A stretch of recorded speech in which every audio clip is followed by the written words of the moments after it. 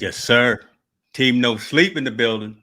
None at all. No Bro, those. bro, I No forgot. those in I, the house. I almost forgot to bring us on camera. I was in the back vibing to the intro again. There we go, man. There we I go. almost forgot to bring us on camera, man. God, Yeah, dog. I was hitting the That's how you bring no it. That's how you chill. bring that energy, though, brother. What Montell? What's happening now? It's what's it? Man. Sunday. Sunday, man, we doing good. It's the 17th. We Yes, sir. blessed again. Do another weekend, man. We blessed to have sports again. One more again. Um, blessed to have these playoffs kicking off, entertaining everybody. I'm happy. The one downer we got the Let Them Play movement in California with the high school sports. Big shout out to them. But we got to keep it moving, man, with the professional stuff. As long as we can stay entertained and stay focused, we're gonna be all right. Look at you. You just wrapped up everything right there in like 5 minutes. You done told you done told the last show, this show, and what we doing next week. But Yeah, tell me something. Let's talk about you, man. I understand special day today, brother. Let's give some congratulations and some happy birthday shouts out to the youngster in the house oh first yeah, and man. foremost.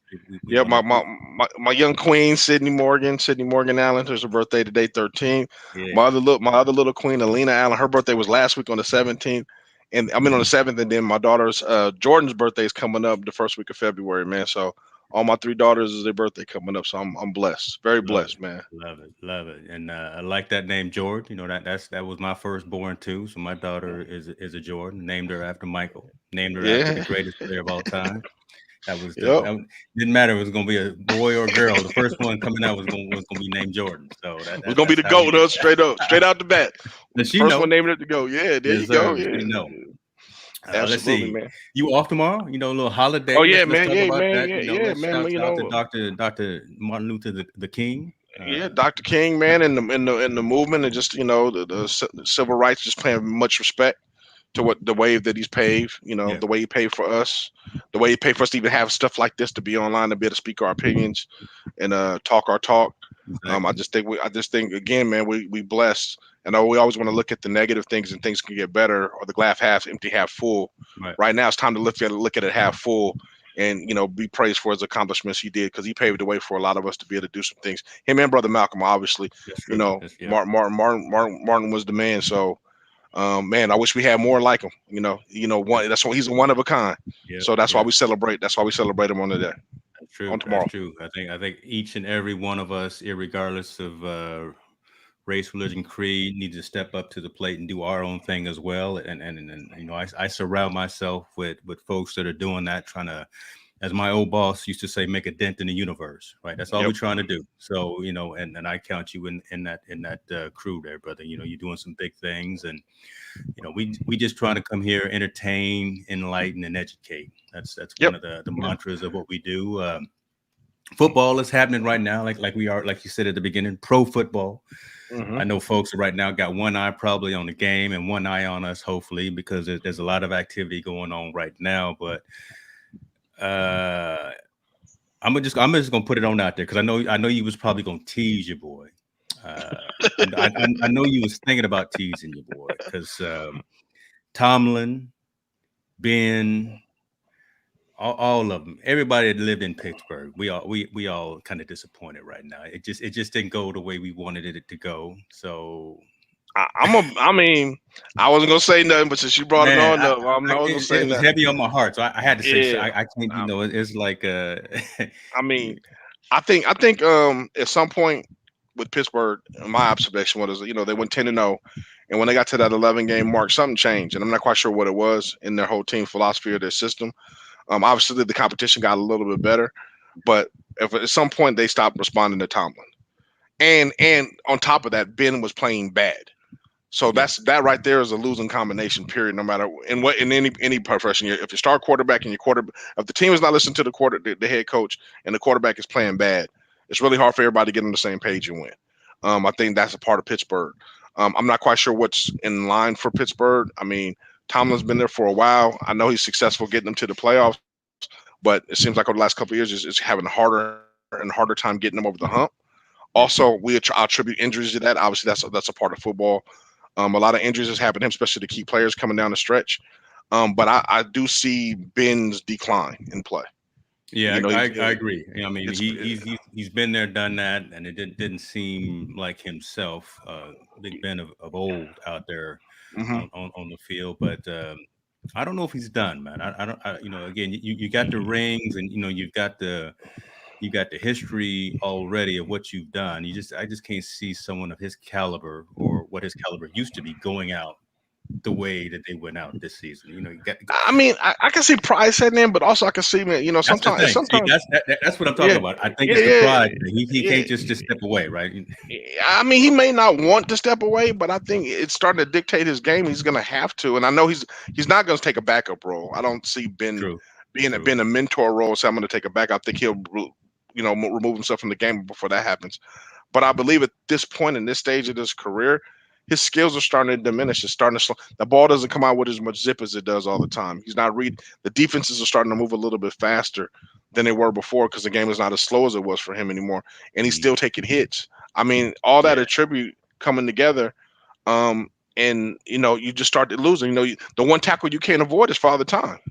No, oh, Father Time makes a tackle on everybody in the NFL. oh, listen So at if I you dropping some think gems on him right there. I just believe caught up to him.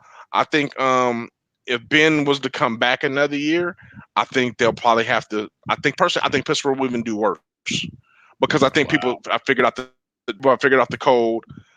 If the running game is not working smooth, leave it in the Big Ben's hands. And right now, I don't think he has the confidence, nor does the team have the confidence that he will win and pull the game out in the end. Before Okay. 5 years, 6, 7 years ago, Ben got the ball in the last 2 minutes. You're like, oh, Pittsburgh gonna make a move. Yeah. They can come back. I don't think that same confidence is within the team no more that he can be able to make the throw, like the plays that he could before. Let's be real, man. He has two great receivers, Juju Smith and the young brother that's from out of University of Pitt. I forgot his name, but they are dying.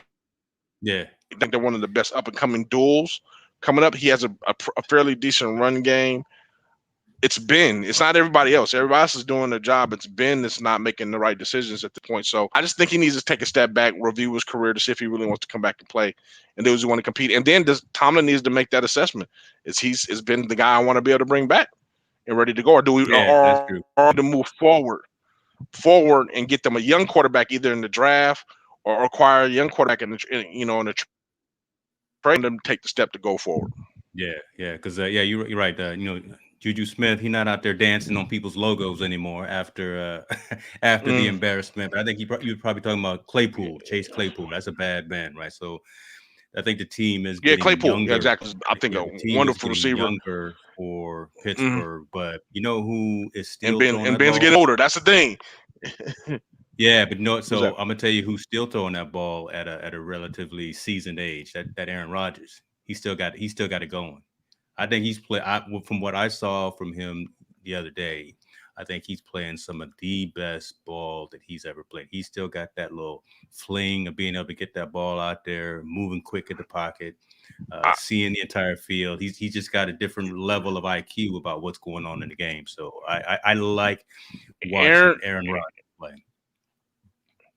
Aaron Rodgers right now is probably playing the best ball he's ever played in his career. Mm-hmm. I Mm-hmm. mean, the game still continues to slow down for him, which is amazing.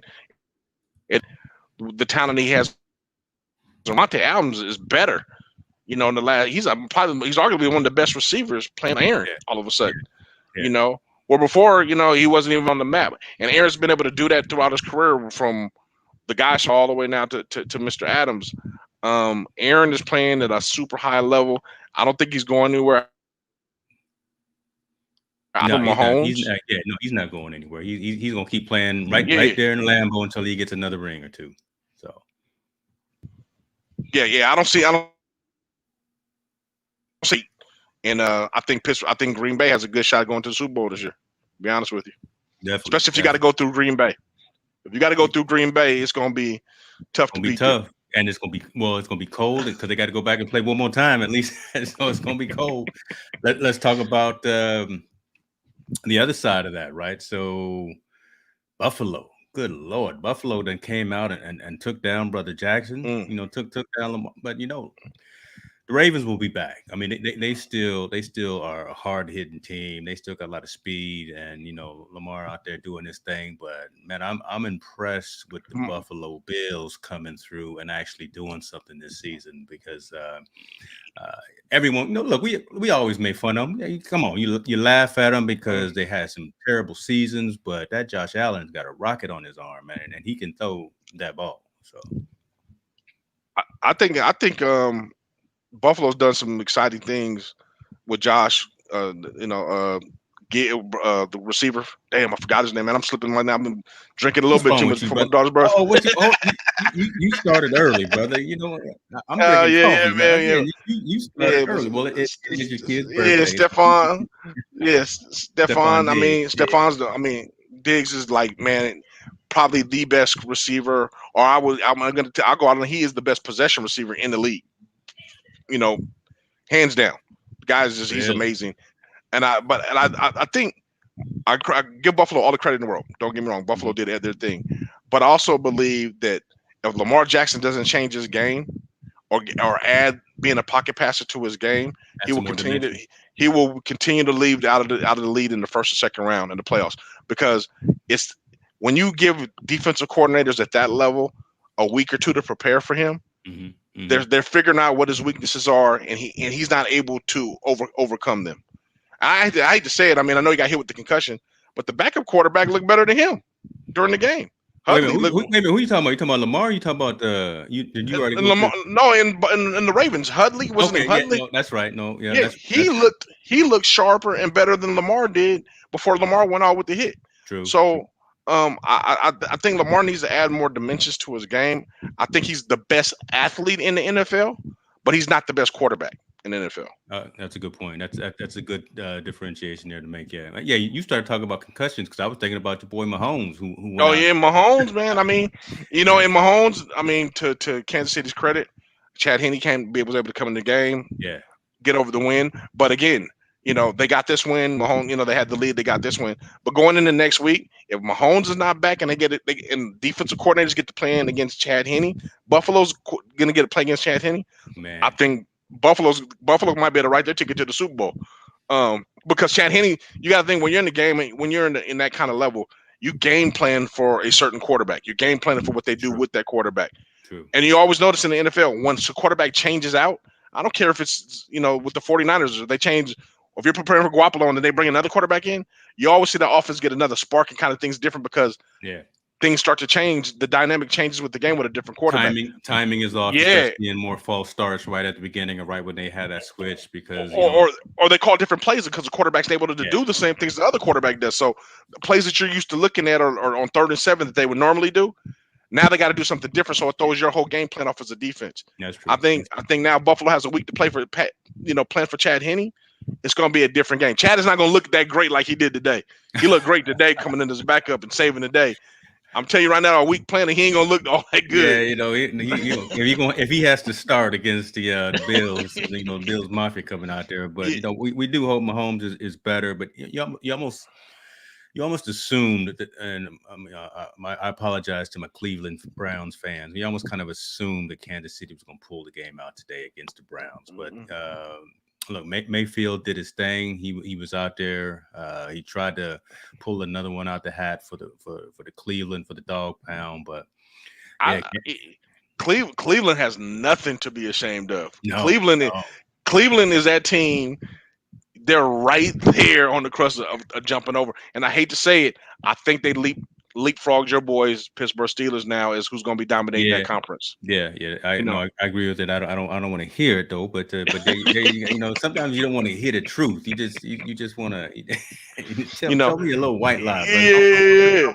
I mean that, and if OJ Beckham decides to come back and healthy, that adds another dimension to their game. The running game, they have the best 1-2 punch at the running game. I think in the draft this year in the draft, they're only going to get better, adding some more elements to their defense and to their offensive line. Their tight end is an all pro. I mean, Cleveland is on their own point to be there in the next, I know the window's small, but they look like they're going to be competitive for the next 4 or 5 years. They should be in that position to be able to play at that high level. I think players in place. Yeah. Yeah, I think they're ready. I think that you come to this game next year with Cleveland a little bit stronger, a little more, a little more swag on them, a little more experience. We'll see. It won't be. Hey, they barely play. I think it's gonna be like no one will be surprised if Cleveland beats them. That will be the True. title of the They won't be conversation. kind of the laughing stock, right? They won't be the Miamis or the New York Jets. They won't be Yeah, them. They'll actually have a little clout, especially yeah, for getting this far in the season. So exactly. And I think the only thing that's gonna hold them back is injuries. As long as they can stay healthy, they'll be perfectly fine. that's true. That's true. Well, right now we tied up. It's a brand new ball game, 20-20. Tampa Bay Man, against New Orleans. 13 minutes 46 in the fourth. can So you imagine? I mean, this brother Tom Brady is playing at the age of what is it, 43, I told you 43, last week he 42? 85 years old. I told you he Man, 85 years old, man. and he's definitely solved the Da Vinci Code on the age thing playing in the Yeah, game because he's man. still playing at a high level.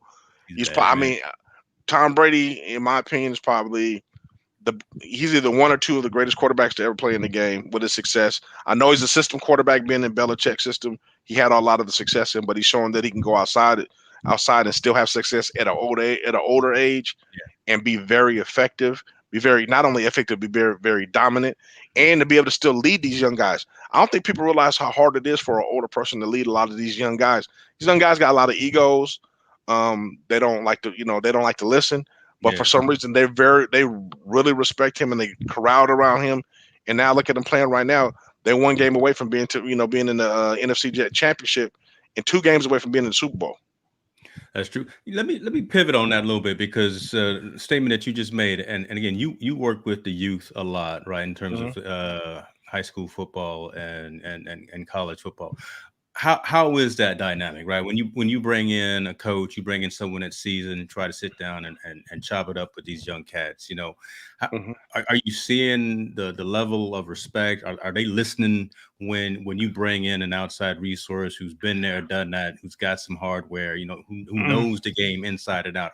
Are the young cats saying that no, don't worry about me, just somebody need to give me a shoe deal? Don't they know me I, already? Or what's the I, conversation like? let me speak from I'll speak from where I came from, and then I can kind of speak what I've seen.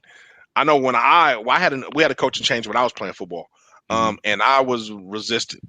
Period. I wanted my old coach back. I love my old coach. We had a new guy come in with a new philosophy that had a tradition of a winning record when he took over the head coaching job at Humboldt, Mr. Fred Whitmire. And I was very disrespectful to him. Mm. I was a starter. What he was saying. He came from a philosophy that was very different from our old coach. Our old coach was super aggressive. No holds barred. We take no prisoners. He came with a different philosophy, and I didn't want to hear it. I didn't want to hear it. Didn't care about hearing it. I wanted to continue to be dominant the way we were, and we were still successful with him. It's just I wasn't on the same page as him, and I look back at it and I was wrong. 100% wrong. And I think same thing when I see with younger kids, or especially in the collegiate world, when you have a older person come and take in, or a new person take the reins, you see resistance in certain people. They just don't want to. They don't want to. They don't either want to change from what was there before, or they just don't want to vibe with the person. They don't want to accept it. They don't want to accept change. It's a human nature. You hate to accept change. And I think it just takes effect in there. Now, can it coexist and be successful? I think it can, but also it's also a difficult coexistence. It's a challenging coexistence. You always gotta kind of fight for your territory, or fight for your right, or fight for your voice. And it's all like I said, it all settles in the end of the day when the dust settles. Winning trumps everything, especially in sports. If you're winning, people don't care. Kind of just it goes away. We'll just deal with it. We'll deal with it in the back fan. It only comes to surface when you're losing. That's You true. know. And again, I think about it as well too. You got a whole different class or personality of folks. So Mhm. football, you got these alpha personalities, and again, everyone swears they're the shutdown corner. Everyone swears they're the wide out who can go and make 20 extra yards Mhm. after the catch, that kind of thing. They're the best QB out there. They can see defenses and run do all that. But so when you got all those A personalities, and you got all of this competitive nature. I mean, you want that spirit and you want that passion of every time you go out there and hit the field, hit the diamond, hit the court, whatever the case may be. But man, you got to listen too, because come on, kids, and come on, folks. There's been folks that have been there before you who can actually give you a little bit of knowledge, right? Listen to these folks. I think the what separates the good from the great, there are two things. It's the work you do outside your craft, the working out and the preparation to get there. And then also, like you said, there's a second aspect, the listening and the knowledge. LeBron doesn't become LeBron unless he listens to Michael Jordan, what advice they gave him coming into the league. He doesn't get that when he doesn't listen to veterans. As great as an athlete as he is, and LeBron's the king, supposed to be the king. He's not LeBron James unless he's listened to the Kobe Bryants when Kobe gave him advice. When he missed that game-winning shot and somebody says he's going to be all right, pats him on the back. Look, I've been there before. You're going to be fine. Keep shooting it. Yeah. Those are all lessons learned that you have to do along with preparation, along with your skill set. Those make you great. Now, the ones that are good, they're just on the field and they're good, but they don't either prepare as hard or they don't like to listen. It's only two things that separate from being good and great. I agree with that. I'm trying to figure out the flow of the show here, but we're going into a certain direction, and I like where we're going because I got the table of contents, or I got the agenda here, but I'm switching it up as that's why I'm on the little screen right now. But we good. But the things that you're talking about right there, I guess, have me questioning and asking about Harden, right? So James Harden, crying, begging, upset, pouting in the Houston Rockets locker room, talking about I'm too good for y'all. That was his last interview, right? Yep, when they got beat by the Lakers, he said, we're just not good enough. I want to get out of here. This is not where I need to be. I want to go to Brooklyn. Yep. Okay. Next thing you know, multi-million-dollar deal, all kinds of first-round draft picks, all kind of concessions. He's over there now. He's in Brooklyn. He's back with KD. KD, right? They've got good history. And they got your boy Kyrie, who don't know how to stay home when it's not. The Kanye West of the NBA. I call him the Kanye West of the NBA. Kyrie just need to sit down, man. You can't be going. I love you. I know you love your family, and I know you want to go spend time with your sister on her birthday, but you're not supposed to be going out to these parties and disobeying COVID protocol. That's why you're not playing right now. But that brother, he's bipolar or something. He got his own agenda. Like I said, he's the Kanye West of the NBA. Man, so he got things that he need to deal with too. Right? Yeah. But talk to us a little bit about your thoughts on that again, right? So someone like Harden, I think that got that big ego, that big personality. First thing he said when he got to Brooklyn, I'm elite defender. I'm an elite shooter. I'm this and this. We've seen you play. We know you can do some things, but how do you think that resonates when he walks into that locker room? I think to be honest with you, that humbles him going to New Jersey, because now I have to compete to be the best player on the court or the best player on my team because you have KD and Kyrie there. So that humbles that kind of conversation. But he also can show what he can add because the skill set is very, very good and very high. I think let's go back to the beginning of the conversation, like him wanting to be traded from Houston and wanting to leave. I believe there's always three stories. Harden story is Houston story, then the truth. I believe, why would you want a player that's unhappy with to be with the organization to even play for you, regardless? Because he's not going to give you his 100% ever. So I think he said a lot of things and did a lot of things to get himself out of that situation because he never long wanted to be there. Granted, I know he signed the contract and doing all that, but in today's age, if you're not happy or whatever, they feel that you should have the opportunity to change your jobs and go where you want to. That's a debatable. That's a whole different conversation whether you want to debate that or not. I think that he was saying anything and doing anything to get himself out of the organization. Whether did he really mean that or not, saying they weren't good. And they're all professional athletes, so they're all good. Right. I mean, I think it was just a slap in the face of Houston. And I think, like I said, he was going to say any comment, whatever he had to do to kind of just ease himself out of that situation to get traded. Obviously, the easiest way is to make sure you're not liked in the locker room to get yourself traded, right? You can't coexist with the other 11 players. We need to get you out of here. I think he accomplished that and he got out. He's out of there now. Now him landing in New Jersey, I think, is hopefully the best situation for himself. I hope him and Durant, like you said, they do have history. Kyrie's there. They got a lot of veterans on that team, and they got a coach with Steve Nash, a new coach with Steve Nash that understands how to play in those games and be in those games. to be able to give him the green light. And you saw his first game, 30 triple-double, first game out. Look. So obviously, if he's it's scary to have him happy. To be honest, with you, playing basketball, because he was doing that, being unhappy. Yeah, now he's happy. But he don't like to pass too. He like to do like Steph Curry and shoot from all the way behind the 3-point. Look, he like to shoot at half court. But we'll see how it works out. So first, that's over time. Yeah, right off the gate, it looks good. It looks real. It looks like it's going to be unstoppable combination in the East. I just believe that but Durant is going to be that even killed guy. I think that when things get tough and he's struggling, Durant will pick up the slack. I think when there's a problem, Durant will be able to overcome it. And the crazy part about it, man, what's so crazy is those three guys and any given night can hit 50 points at will. That's the scary part where I can say, you know what, I don't really feel it tonight, man. You take all the shots. I'm and the crazy part, he can take all the shots and make them all and get his 50 or 60 without no problem. So I think that's a scary dynamic within those three guys. It's going to be interesting to see them play against the Milwaukees.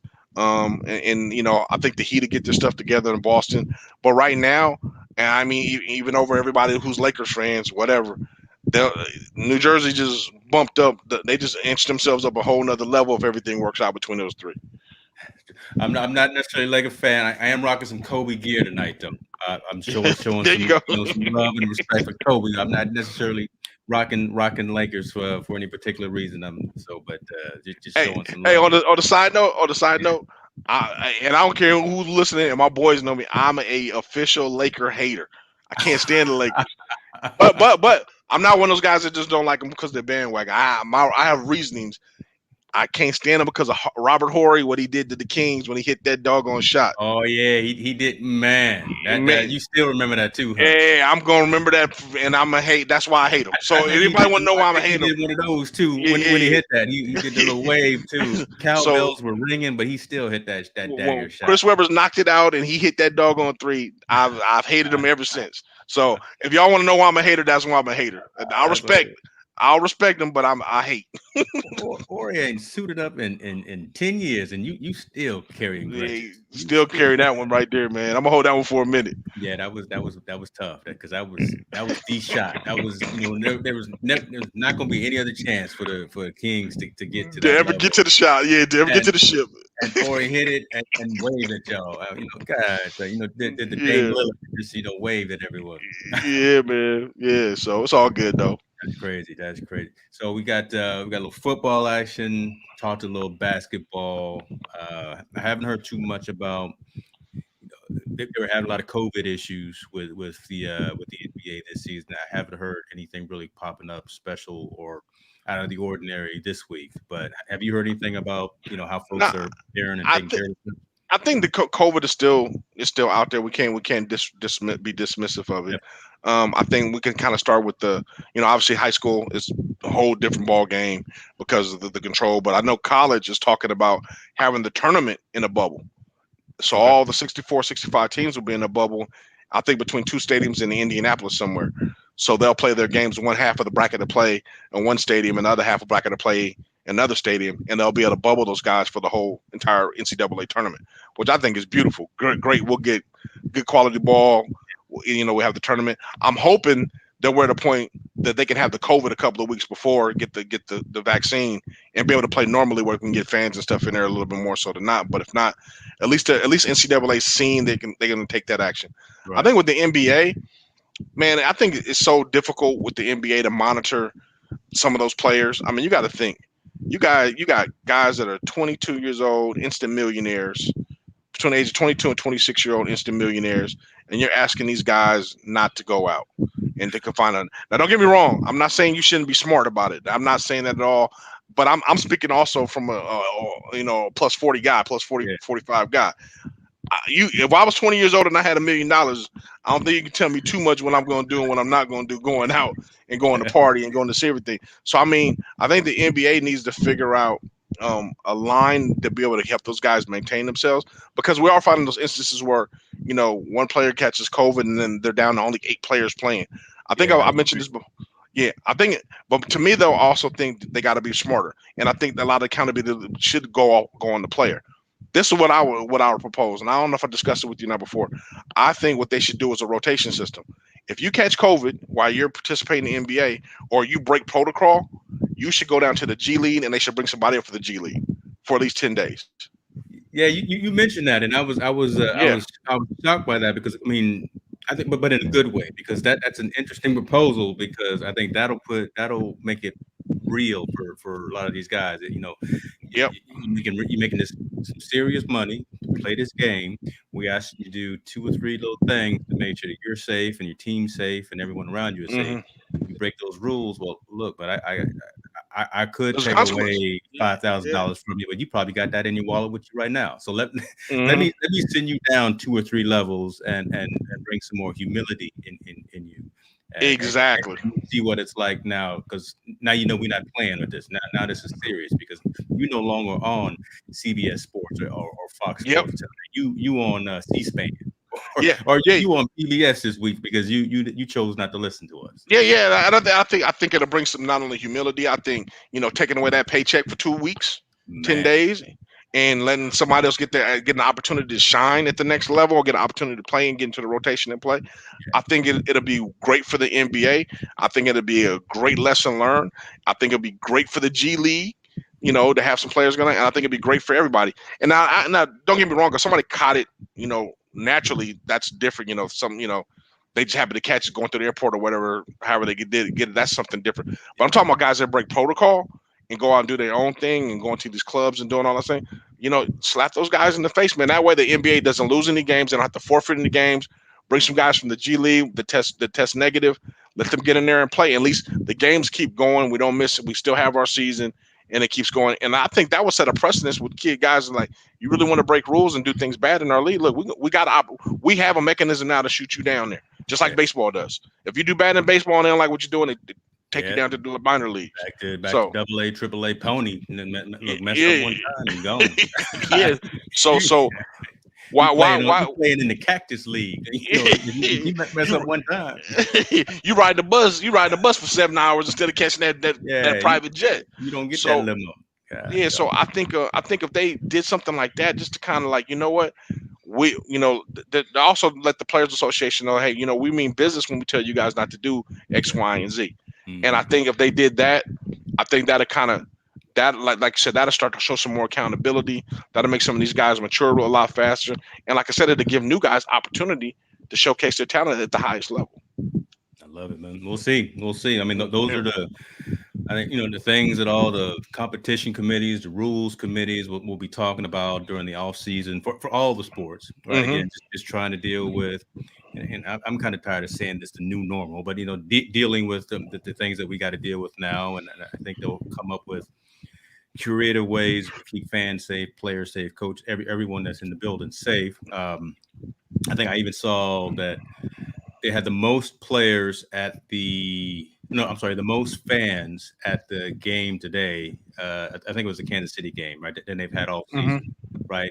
Mm-hmm. With the COVID protocols, right? So they've been able to screen folks, spread folks around out, and things like that. So starting to get to the point where we're getting to some normalcy. I still need it. Still need everybody to go out there and go and get that shot in the arm when you get a chance. Do the research, but we recommending that you do that. I'm gonna put that out there. But once we get past that, we still need to wear the mask for a little while, but still do that. Just be safe. And if you choose to not listen, like you say, Montell, there's got to be some consequences for folks who choose. Yeah. I just think we got to take, like you said, we want to get back to what we deem is going to be normal, what we want to be normal. We have to follow some type of protocol and some of those actions. And like you said, I'm gonna tell you, I think me personally, the shots, everyone's gonna have to get the shot eventually. This is something that's gonna have to be done. I told everybody last night in this house, I said everybody in this house will getting shots. Look yeah, we just gotta we waiting a little bit to see how everything turns out, but everybody gotta get this shot. So no question, y'all getting shots in this house. So when the shots take care and we figure we back at a certain place, I think we still, like you said, we have to follow the initial protocols. We got to figure things out. We got to make sure everything works. And then I think sports will become back to normal. But before sports become back normal, man, everyday life has to become back normal. Yeah. We still, I mean, just because we see sports and, we applaud sports and these guys we think about, man, there's still people out there, man, life is not normal at all. People that live in there that don't have access to get to these hospitals, that won't have access to get to these shots right away. They'll be the last on the totem pole. People that got family with all this sickness. I mean, let's not forget that there's still people in these hospitals. These hospitals are at maximum capacity.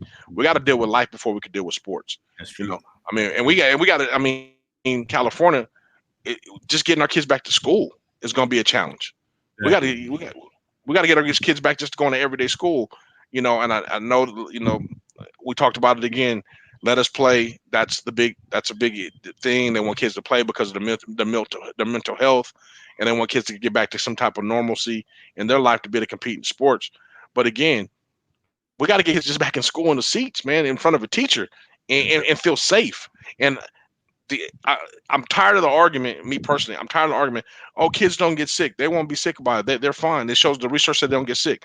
I get they won't get sick, but they can be asymptomatic. That means they can still spread it. And since they don't get sick, doesn't mean their parents won't get sick. Doesn't mean their grandmother won't sick. Doesn't mean their uncle or auntie doesn't get sick.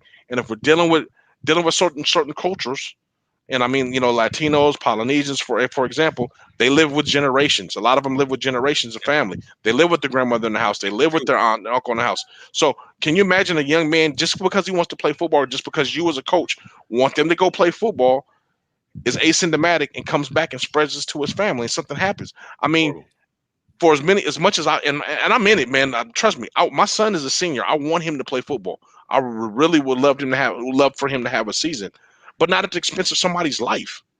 And I'm not talking about his life. His life is going to be fine. He's young. He's strong. He's going to get over it.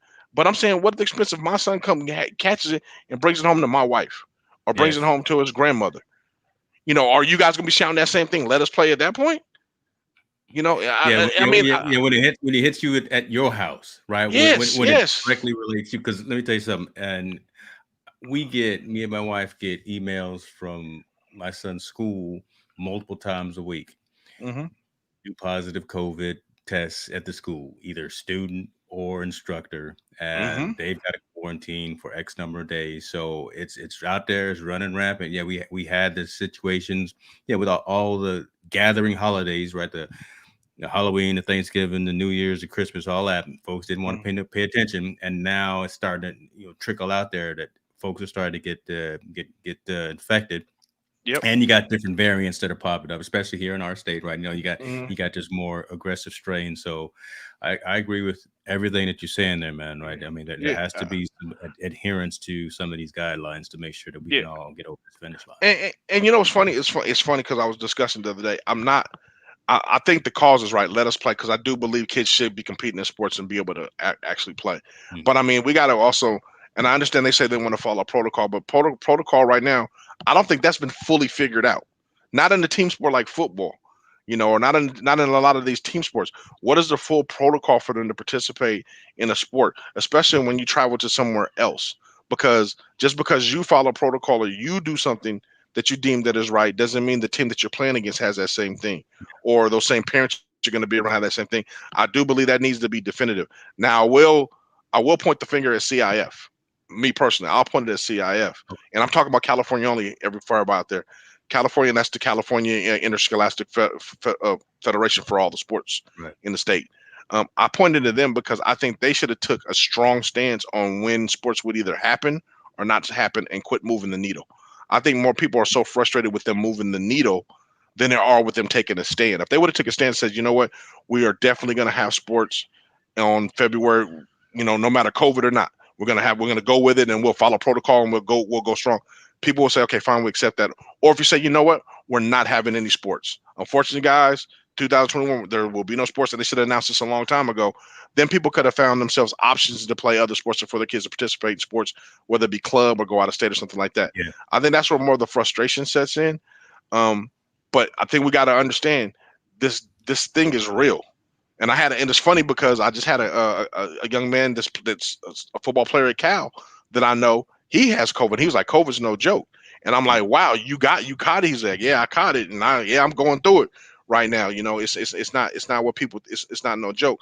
So I'm not understanding. Sometimes the high school mindset is like, or these people's mindset is like, if the NFL can't really figure it out, and they have billions of dollars, college, again, multi-billion-dollar industry, they can't really figure it out. High school, who's always in the red, you're telling me all of a sudden you have the answers in California to be able to figure this out and do it protocol ways where people won't get sick and we can have football. I just wish we would kind of take a step back and not just think about that portion of it. We need to think about the whole overall portion before we start really, really pushing the agenda about letting them play. And don't get me wrong, and I don't want people to give me misconceptions. I do want them to play. I really do. I wish there was a way that we can get all the kids out there and play. But I also believe we need to acknowledge that there is a lot of risk in doing this and making this happen. I tell you what, I mean, if I'm gonna see if I can get you an action item, and if that gentleman would be interested in coming on and talking about his experiences of going through the diagnosis, going through whatever protocol, and if he's able to and if he's willing to, that'd be a great conversation to have for the audience. Again, someone who from the sports world, someone who has now been affected as well, and what he's doing now, kind of these next steps. I mean, that would be an interesting story. I think that I'd love to hear tell. So I'll reach out to him definitely. Yeah, you the best. I got some homework here tonight. Man. I mean, it's so much going on in our state, man. With everything, and I think LA is the highest death count now, with almost 1 million people passing away from this disease. That's not a great number to have. No one wants that record, but that's no one wants that record, man, and no one. And I want everybody, if they can. They were talking, the let us play matter, and I know we're going off on high school sports. Sorry, everybody, but I mean, I think the coach from Crenshaw High School, he had an interesting article in the LA Times where he was saying that he has a lot more to worry about than let us play, and that's kind of summary of his article. He's like, I have a lot more to worry. I got to worry about my kids being to have internet to do their homework. I have to worry about food on the table for these kids. I have to worry about their parents getting sick. I got to worry about everything and all the stuff that's going on besides just letting us get on the field. And I thought it was a real interesting article coming from a coach that's in an affluent mixed cultural community, saying, what, I want to play football, but that's like the last thing on my mind. And I think a lot of people are scared to speak out against the let's play movement because they don't want to be ostracized by all the coaches that want us to play. But again, he sees a bigger picture.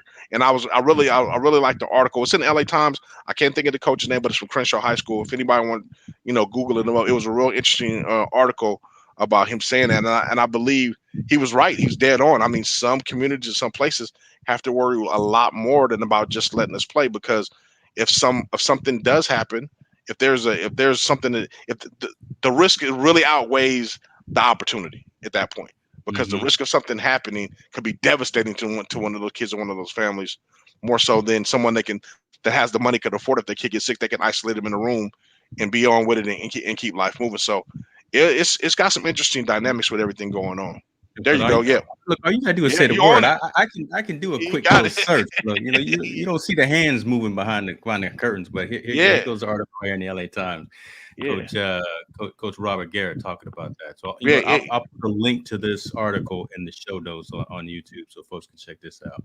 Absolutely, man. Great article. It's short but sweet for guys that don't. But I mean, he really talks about how his community is being affected by COVID, and like he said, there's a lot of things that are a little bit more important than let us play movement right now. And I think he's going. And me personally, I think he's going to catch a lot of slack from it. But I applaud the brother for even talking about it, especially on a big platform like LA Times.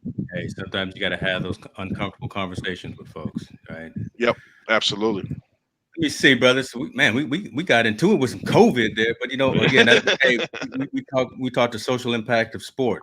Yes. So we'll talk about the game. We'll talk about the sport, the score, and everything. We'll make fun of my Steelers for falling off this season. We'll talk about, oh my goodness, Brady is doing his thing. It's 30-20 right now. Man, tail end of the fourth. And that might be. I mean, speaking of that game, this might be Drew Brees' last game. He's talking about possibly retirement in this game. Steve, so going back to those types of things, this could be that swan song, because you got Brees and you got Brady. I mean, how many times can these two Titans go out there and do it? It's like when Peyton was out there with them, right? I mean, this could be the last time he walks off of that field there. So, yeah, absolutely.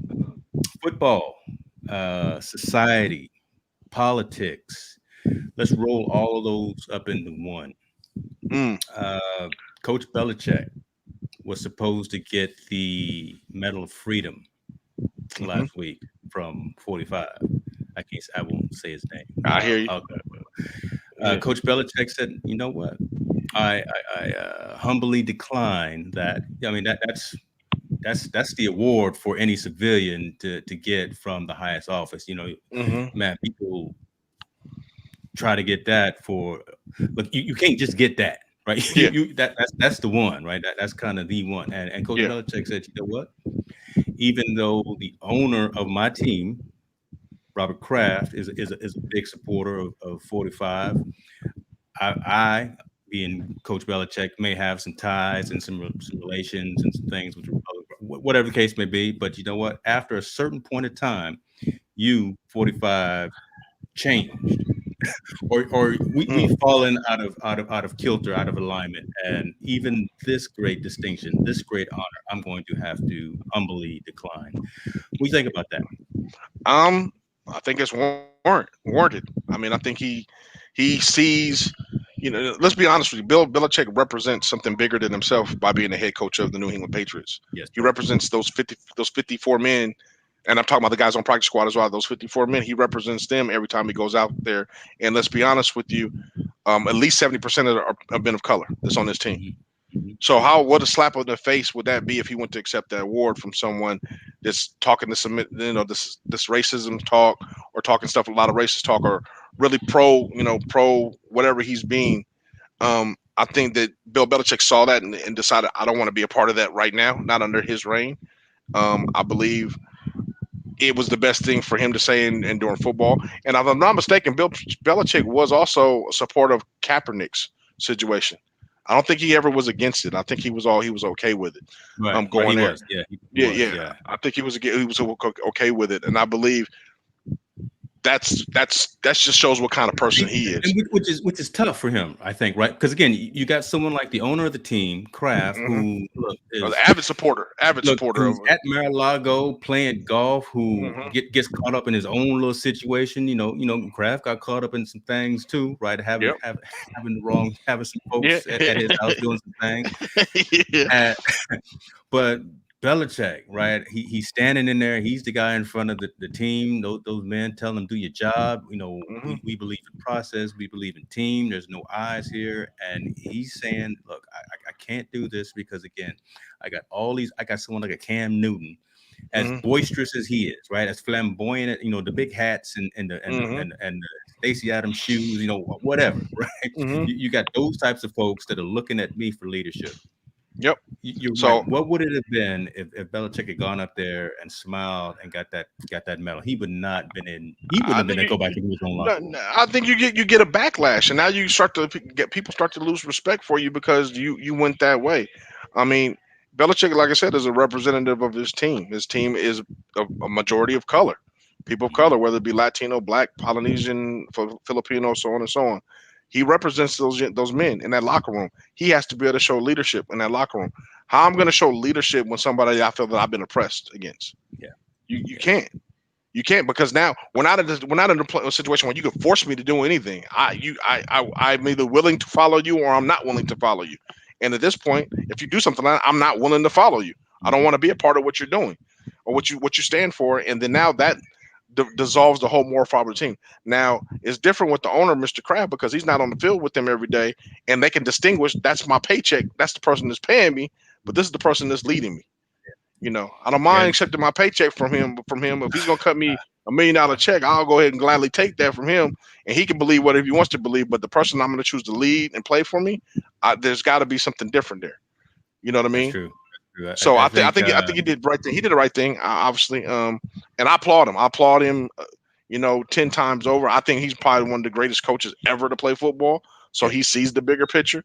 And the guys, man, he wears his, even though he doesn't have very many facial expressions and he don't very smile very much, the dude's a mad genius when it comes to the X's and O's.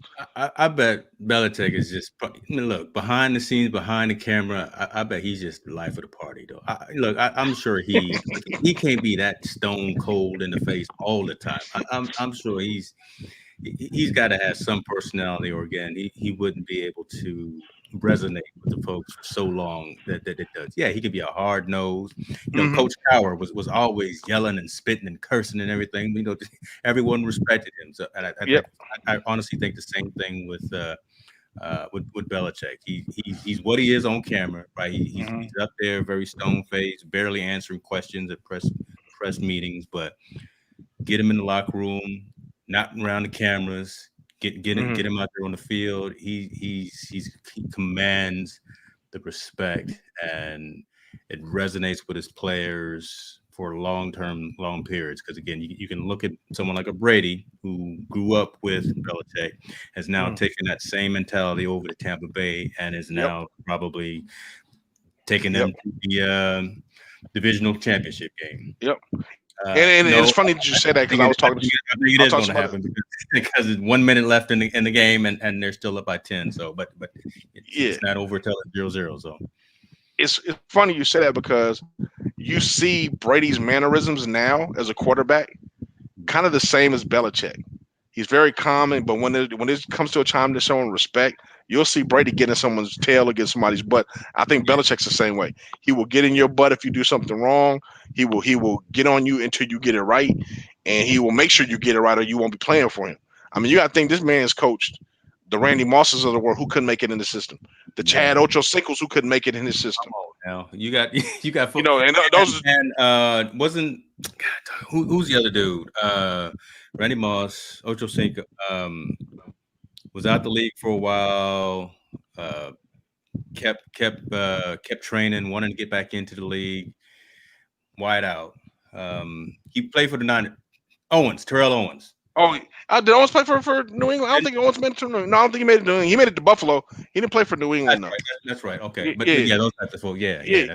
But I mean, Ocho Cinco, Hall of Famer. Eventually be a Hall of Famer. You got Randy Moss, who is a Hall of Famer, arguably the best receiver in the league. And he had a hard time struggling in Belichick's offense. Yep. I think he only made it there for 2 years. They made it to one Super Bowl, but then after that, he released him. You got to go.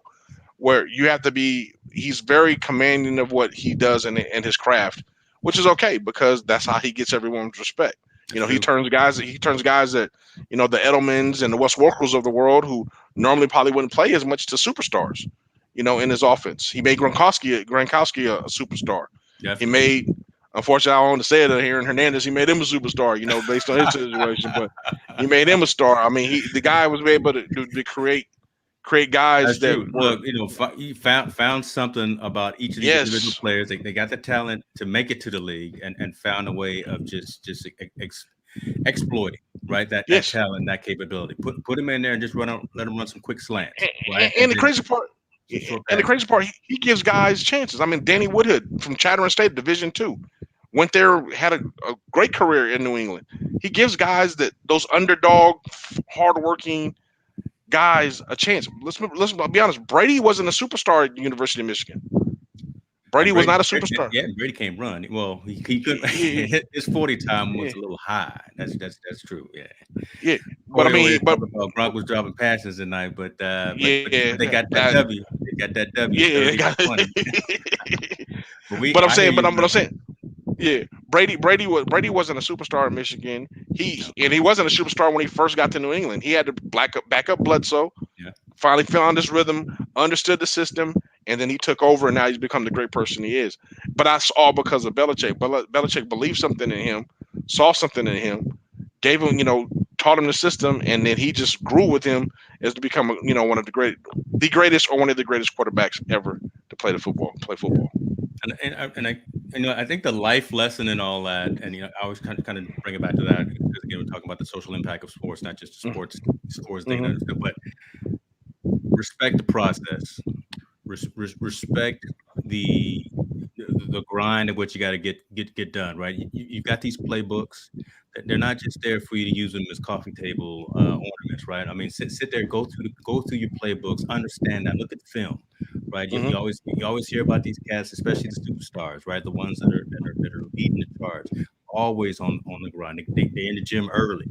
Gym doesn't open until 4:00. They there at 3:30, right? Waiting for them to come with the keys to open it up. They're the last ones to leave. Put in that work so you can excel, because that innate God-given skill is going to get you so far. Yep. You still got to show up every single day to excel above that, and that's the only way. Because again, everybody on every single professional sports team is amazing, right? You already got the I'll take 3% right there, right? I'll take it 1%. In your profession, period, you need to do that. Whatever you Exactly, do. exactly, right? That's a skill. That's a skill that should transcend over anything you do in life. If you Yep. want to be a family man, you need to be the best family man. You need to do your research, understand what it takes to be a good dad, understand what it takes to be able to raise a wonderful family. You need to be that in every aspect of life. I think that's what we're talking about. What separates the good from the great. Yes. The great True. prepare and listen and learn. The good are just athletically talented. Yeah. There's talent and they learn and listen a little bit. But the great ones, I mean, it was funny. It's funny you said that while you were talking. I was thinking about Westbrook. Westbrook, they got traded to the Yeah. Wizards. Yeah. The basketball player. I love Russell The Westbrook, day man. he got, I love Westbrook. this is crazy. The day he got traded, he was in Washington practicing at 6 a.m. that morning. He got on the red eye that night and he didn't go check in the hotel. He didn't go look for a house. He didn't go do it. He went straight there to the gym to be at practice at 6, and they didn't start practice till 8 a.m. He was there at 6 a.m. working on his game, learning this craft, learning the offense there. And people can argue about Westbrook all they want, but he's one of the great. He's going to be one of the greatest guards He's because bad, he's man. a triple double machine. He's working on this craft to become one of the greatest. I think that's one of the mindsets that a lot of people need to take in, and take that in every aspect of life. You have to be able to practice and prepare, listen and learn True. in order to perfect your craft in whatever you're doing. And that's anything from, That's true. to a guy that's on the corner to a guy that's in the corporate America. It's everything. You need to practice, prepare, and learn your craft in order to be the best you can be. I tell folks that all the time. I said, look, I do not want to be the smartest person in the room. If I'm that person, I'm in the wrong room. Look, I've been in my field for a long time. Got a thick skin. You got to have a thick skin to be in technology and to be in sales and pre-sales. But look, I am always. I walk around with my notebook all the time, right? I will write down some questions, and I will ask those hard questions to try to again continue to get better, to continue to grow, because that's the only way that you can get better. And share that. Once you don't be that person that holds all that knowledge to yourself, right? Be willing to share that with someone and to just give freely of yourself when you have some knowledge. That's how you can elevate everyone around you. I think that's the real story in all this. I just believe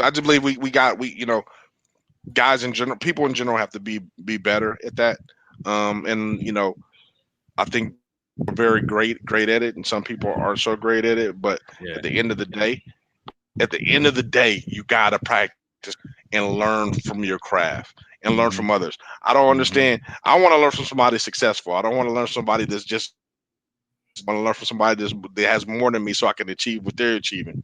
I want to hear how you failed and got back up, right? I don't want to hear that you failed and just stay down. Like I want to know how to avoid some of these pitfalls, and by someone who's already gone through some of those pitfalls. Yeah, and I think, man, I'm gonna tell you right now, all the young people looking at pride is overrated.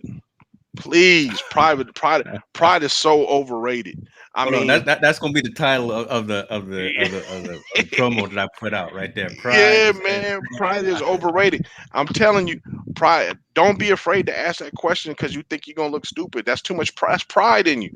Ask that question. Ask how they got to what they got. Ask how they doing. Ask how they got to be great. So you become great. I can't stand when people are so prideful that they don't want to ask that question because they think they're going to look, the term stupid, or they're going to look like they're not smart. Man, that's pride talking to you. Ask that question. Prideful people, every prideful person I probably ever met doesn't have a lot because they're usually bitter. That's true. A lot of them are bitter. The most prideful person that you know is probably a bitter person because they don't want to ask. They don't want to reach out their hand. They don't want to extend their hand to either gain or give knowledge. I think that's so overrated. I think you really got to humble yourself, open yourself to learn. Now, don't get me wrong. I'm not saying don't have pride in your culture and all that. That's different. You're supposed to have pride in yourself, understand. But you shouldn't be so prideful that you're not willing to open yourself to learn or to listen or to give information. It shouldn't be that way. There you go. That's why I think. That's why I do that. Well, we dropping. Y'all, I hope y'all better be listening to this because we dropping. Let's get some subscribers. Let's get some likes or whatever the case. Because you're not gonna get this anywhere else. God dog it. Let me throw this up here because again, we really trying to blow this up. We trying to provide back to the community. So opportunities are available to either come on screen, be with us. As you saw, I put the link out. So anyone that wanted to be brave enough to get on the screen and chop it up with my man, Mr. Allen, and myself, you can always do that each show. We are going to be becoming more YouTube focused as opposed to other platforms because again, that's where most of the audience is, and we're going to continue to curate, but we're going to be as available to folks as we possibly can. We have two other topics, but I want to be cognizant, first of all, of your time. And I think one of these topics is timeless. So I want to save that topic until next week. And okay. I want to ask you this week, kind of as a final closing conversation about, and this one may be the most controversial one, right? Hiring in the NFL now. Right.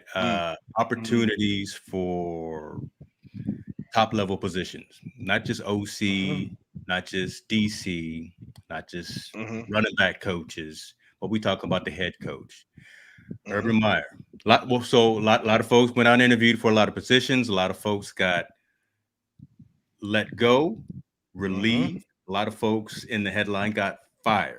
And one thing that you made particularly clear in a post, I think you did either on Facebook or Instagram, you made real clear distinction to some of the coaches that got let go, relieved of duty, parted ways versus the coaches that got fired.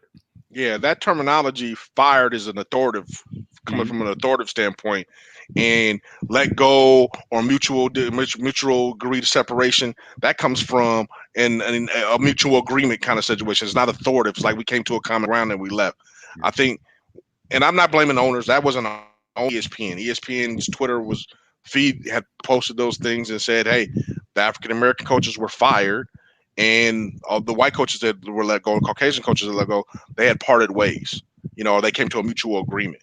One, like I said, one is coming from a point of authority, and one is coming from a point where it was a mutual separation. I think that's wrong. I think if you're going to report on any level of the same action, it should be the same. Both should be either fired or both should be let go, or you should say they all had a mutual agreement to let go. Because words matter, right? And words matter. And we really see those types of things. And again, when you make that distinction, kind of like Corey is saying, right? Those are facts. But when you say someone was just let go, relieved of duty, or we decided to go separate ways, okay, you can go find something else anywhere else you want. But when we say, brother, you've been fired from your position, wow. I mean, that brings a lot of weight, a lot more connotation. So talk to us about your feelings about, because a lot of coaches got interviewed for. The first one that's been filled is Jacksonvile. But your boy Urban Meyer. I'm disappointed. And not to knock Urban Meyer. He's a great coach. I'm glad Urban Meyer is hiring a lot of African Americans on his staff. But Eric Bieniemy, to me, obviously is probably the most qualified person for a head coaching job in NFL. And then Brian Leftwich comes right after him.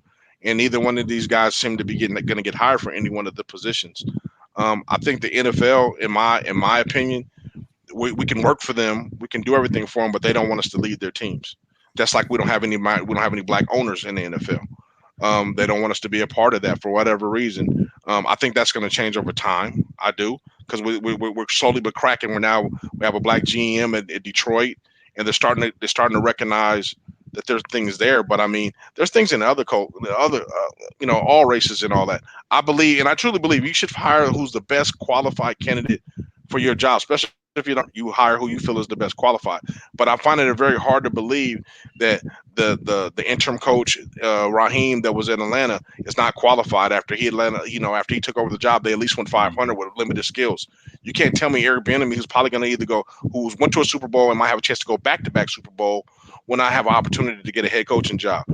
Brian Leftwich, who's been a great offensive coordinator, is not going to get a chance to get a head coaching job. I don't know why our jobs when it comes to us are so limited, and they give these other jobs that have been historically bad or Caucasian coaches that haven't proven to win all these other opportunities. I love the 49ers defensive coordinator. I'm glad he's a Muslim, and I'm glad he got the head coaching job at the Jets. I think that's a great hire, and I thought that was a great hire. But again, I'm not understanding why Bieniemy and those guys weren't considered for that job. And I'm not in the boardroom. I don't know. I don't know all the ins and outs. I'm looking at it from the outside in. It could be more to it that I'm missing, but it doesn't seem that way. And that trickles all the way down to college and high school as well. Yeah. In college, there's not a lot of African American head coaches. It's not. You got some HBCUs and the power fives. It's very few. As a matter of fact, there may be only like 2 or 3, and that's amazing to me. Like, we have all these athletes that you're coaching that are African American and Polynesian and Latino and so on and so on, but yet you won't allow us to lead them in battle going on the field. And I don't want to use that terminology for war people, but I mean going in to compete. I don't understand, and it trickles down to high school. I don't know about where other communities, but if you look at the grander scale, inner city schools may hire some African American coaches and Latino coaches and Polynesian coaches, but you go out to greater scream of places, most of those head coaches are white, even in the high school realm. So I'm not. It's something. It's something that's really there, and it's not. It is systematic, Corey. It's systematic, and I don't know. I don't have the answers how to break it.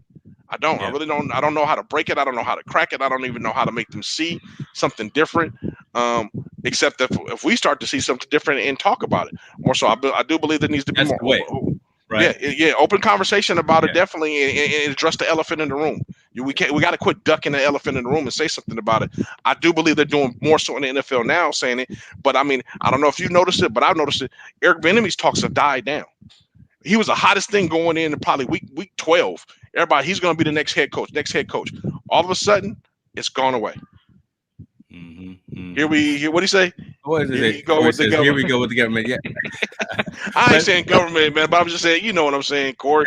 I'm just saying. At the end of the day, though, I think you're right. You talk about the fact that, how do we make these conversations known, and that is by having these conversations, by having these awkward, kind of uncomfortable types of conversations.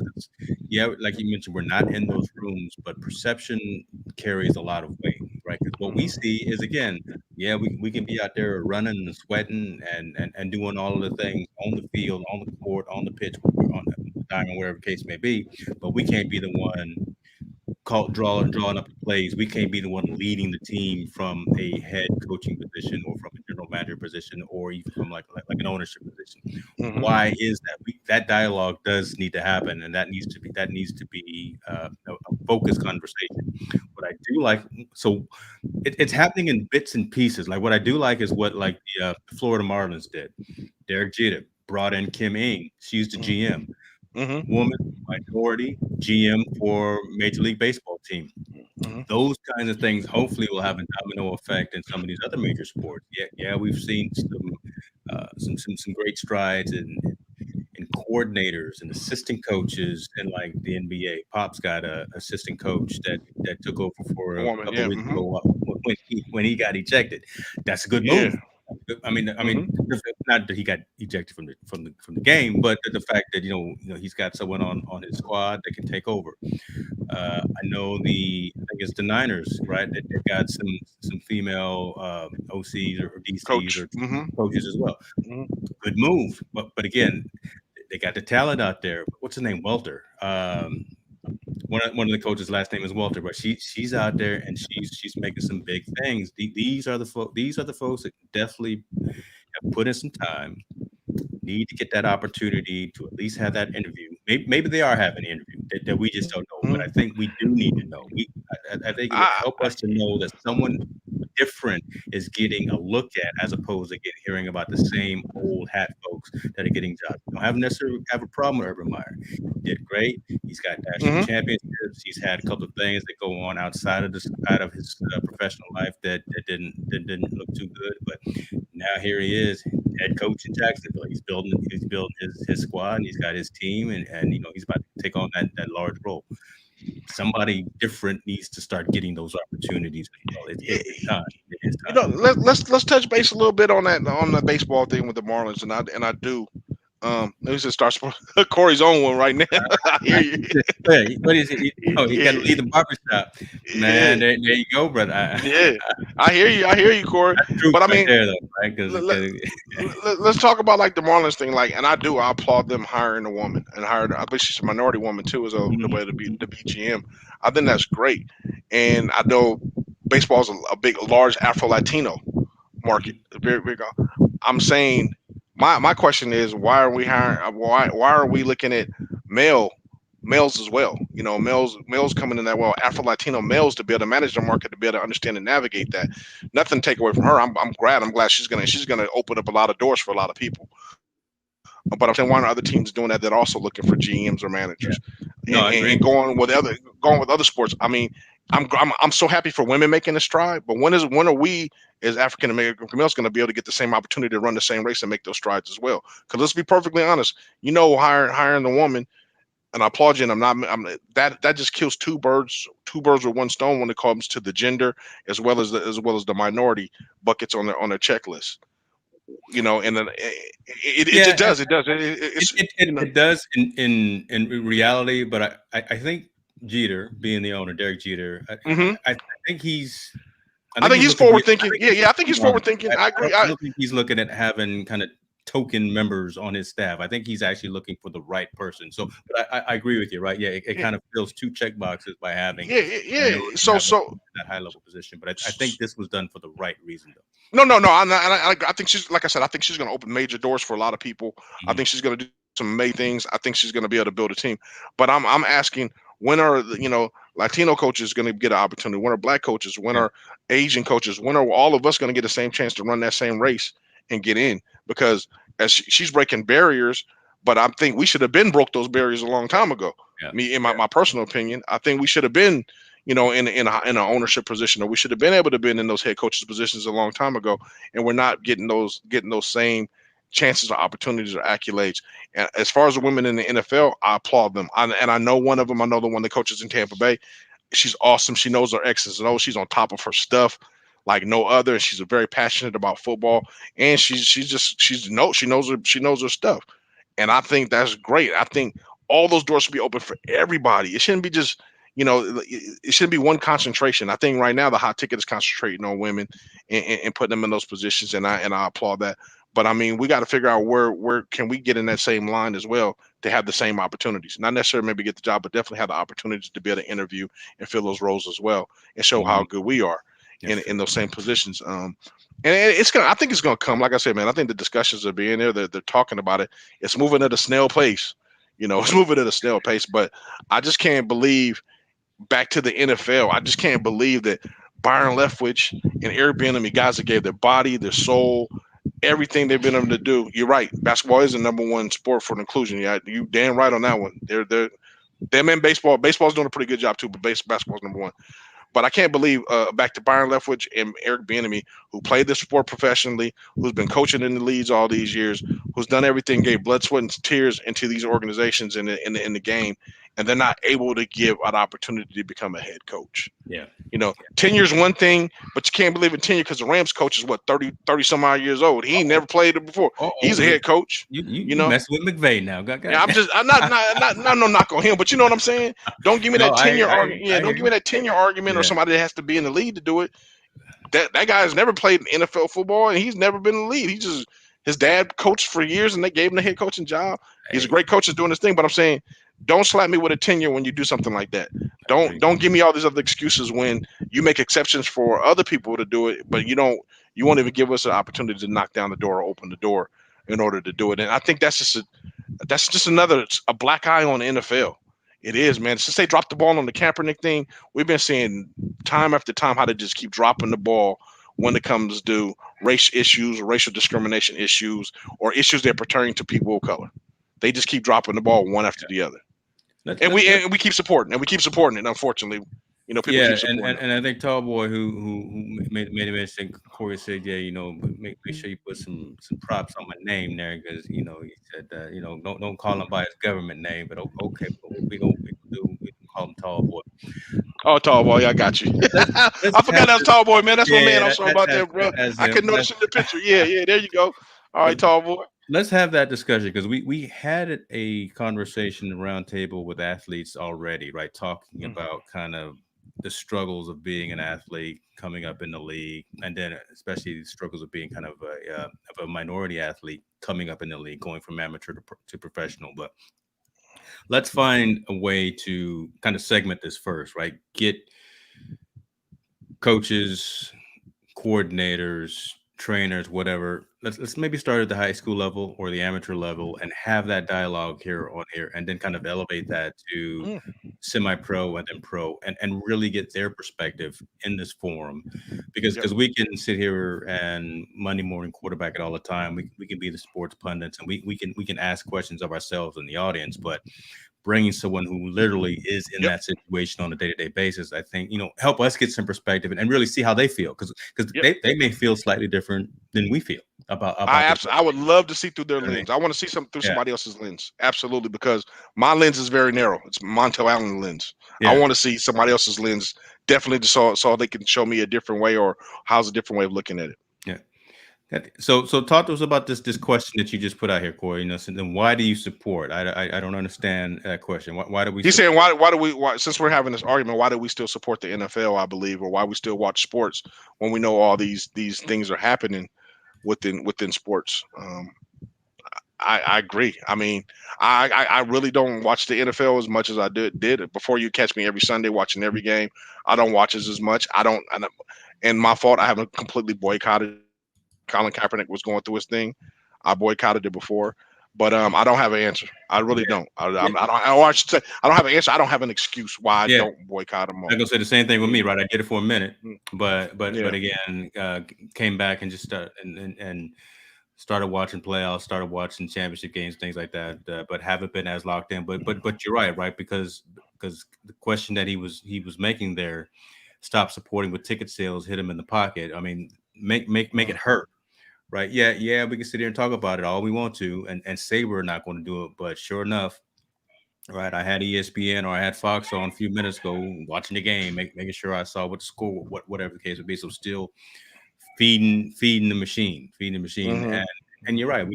We more folks need to step up to the plate and actually say, we are not going to support you if you don't make these changes to the system, if you don't give us straight answers as opposed to why there doesn't seem to be as much equity. Again, when there are certain folks that are out there, again, running around the field, running around the court, sweating, doing that hard work, but you don't see anyone in the ownership, management, coaching, leadership levels of those teams, brands, sports, whatever the case may be. That's a question that folks need to start asking. That really is a question we need to start asking. Yeah, that's a really good question. What do you say? When do? So we do it to us when we don't like a moment. That's boy. My pastor used to say, "Boy, you bringing up some things there." Like my pastor used to say, "Make it plain." I like that. Hey, oh boy, you're gonna be on the show next week. Sundays at 6:00. We come to you. Team No Sleep, ladies and gentlemen. Brother Montell, look, again, I'm cognizant of your time. You got some folks behind the curtain in your house there that they're waiting for you. Man. Yeah. I'm gonna get back to them. I'm gonna get back to them and set up. So. Tall boy, man, I hear you, man. And I mean, I'll be the first. I guess I'll be the first one to admit I'm somewhat of a hypocrite. I guess I can talk the walk, but I ain't walked all the way to walk. On those things. Small businesses, though, I try to support. My wife is very advocate about supporting those. So that one, I'm a little bit more because it hits more home. Yeah.